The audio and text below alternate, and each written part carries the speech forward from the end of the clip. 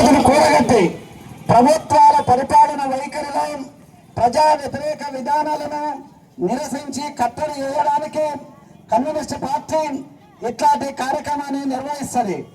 ఈ దేశంలో అనేక పార్టీలు ఉన్నాయి. అన్ని పార్టీలు కూడా ఎన్నికలప్పుడు మాత్రమే ప్రజల దగ్గరికి వస్తారు. కమ్యూనిస్టులు మాత్రం సిపిఐ ఈ దేశంలో 100 సంవత్సరాలుగా ఎన్నికలప్పుడు కాకుండా ప్రజలకు ఇబ్బందులు ఉన్నప్పుడు ప్రజల మధ్యనకు వచ్చి ప్రజలను సమీకరించి పోరాటాలు నిర్వహిస్తున్నటువంటి ఏకైక రాజకీయ పార్టీ ఒక భారత కమ్యూనిస్ట్ పార్టీ సిపిఐ మాత్రమే. అందులో భాగంగానే ఈ రోజు గత 12 సంవత్సరాల కిందట అధికారంలోకి వచ్చినటువంటి నరేంద్ర మోడీ అవలంబిస్తున్నటువంటి విధానాల వలన విద్యార్థులు, యువకులు, రైతులు, ఉద్యోగస్తులు, వ్యాపారస్తులు, అన్ని వర్గాల ప్రజలు విపరీతమైనటువంటి ధరల ఘాతానికి గురి ఆర్థిక భారం పడుతుంది. నిరుద్యోగ సమస్య పెరుగుతుంది. ఉపాధి అవకాశాలు లేక యువత చెడు మార్గాలు పడి సాంఘిక వ్యతిరేక శక్తులుగా మారుతున్నటువంటి పరిస్థితి ఈ కేంద్ర ప్రభుత్వం అవలంబిస్తున్నటువంటి విధానాల వలనే ఉంది. కాబట్టి ఈ ప్రభుత్వం మారాలని, రాజకీయ వ్యవస్థలో మార్పు రావాలని కమ్యూనిస్ట్ పార్టీ డిమాండ్ చేయడం జరుగుతుంది. నరేంద్ర మోడీ గారు అధికారంలో రాకముందు రైతులకు గిట్టుబాటు ధరలు ఇస్తాం, లేకపోతే అన్ని రకాల వస్తువుల ధరలను తగ్గిస్తామని చెప్పిండు. కానీ రైతులకు గిట్టుబాటు ధర రాలేదు. ఒక క్వింటల్ పైన అది వడ్లైనా, పత్తి అయినా, మొక్కజొన్న అయినా, మినుములైనా ఏదైనా కానీ 50 రూపాయలు, 30 రూపాయలు ఒక క్వింటల్కు పెంచి మేము మద్దతు ధర ఇస్తామని చెప్పడం జరుగుతుంది.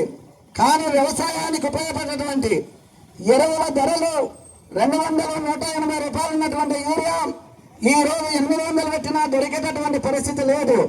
350 ఉన్నటువంటి డిఏపి ఈ రోజు 1500, 1800 అయినా రైతులకు అందుబాటులో లేనటువంటి పరిస్థితి ఉంది. పొటాష్ కానీ, సూపర్ కానీ రేట్లు అంతకు 3 అంతలు పెరిగినటువంటి పరిస్థితి ఈ రోజు భారతదేశంలో కొనసాగుతుంది. రైతులకు ఎరువులను అందుబాటులో ఉంచి ధరలు పెరగకుండా నియంత్రణ చేసేటటువంటి అధికారం కలిగినటువంటి కేంద్ర ప్రభుత్వం రైతులకు ఎరువులను అందుబాటులో ఉండకుండా చేస్తుంది. ధరలను నియంత్రించలేదు.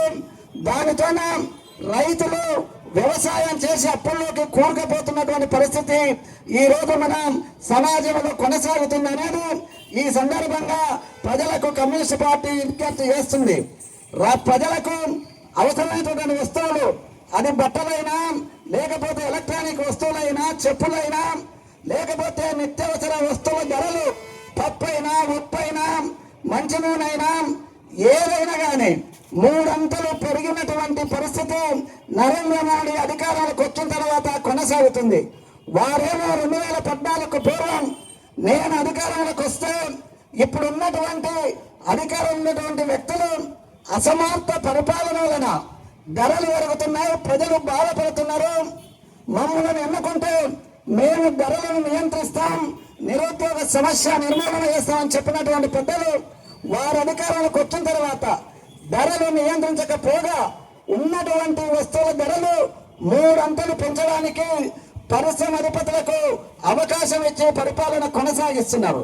ఒక పరిశ్రమ అధిపతులకే కాకుండా చిన్న వ్యాపారాల్లో, వీధి వ్యాపారాల్లో విదేశీ పెట్టుబడిదారులు డైరెక్ట్ గా ఇక్కడ పెట్టుబడి పెట్టుకోవడానికి చట్టం చేయడం వలన ఈ రోజు భారతదేశ వ్యాప్తంగా పెద్ద పెద్ద మాల్లు, లేకపోతే సూపర్ బజార్లు రావడం వలన ఈ రోజు మన బజార్లో ఉన్నటువంటి కిరాణా వర్తకుల పరిస్థితి కానీ, బట్టల షాపుల వర్తకుల పరిస్థితి కానీ, చివరికి మందుల షాపులు, మెడికల్ దుకాణాల్లో అపోలో ఫార్మసీ, మెడిప్లస్ లాంటి అంతర్జాతీయ పెట్టుబడి కలిగినటువంటి సంస్థలు వ్యాపారం చేయడం వలన ఇక్కడ స్థానికంగా ఉన్నటువంటి అన్ని వర్గాల వ్యాపారస్తులు, అన్ని రకాల వ్యాపారస్తులు దెబ్బతినడానికి చేసినటువంటి చట్టం నరేంద్ర మోడీ చట్టాలని ఈ రోజు చిన్న చిన్న వ్యాపారులు కూడా విదేశీ పెట్టుబడులు పెట్టి ఇక్కడ ఉన్నటువంటి వ్యాపారులు దివాలా తీస్తున్నారు.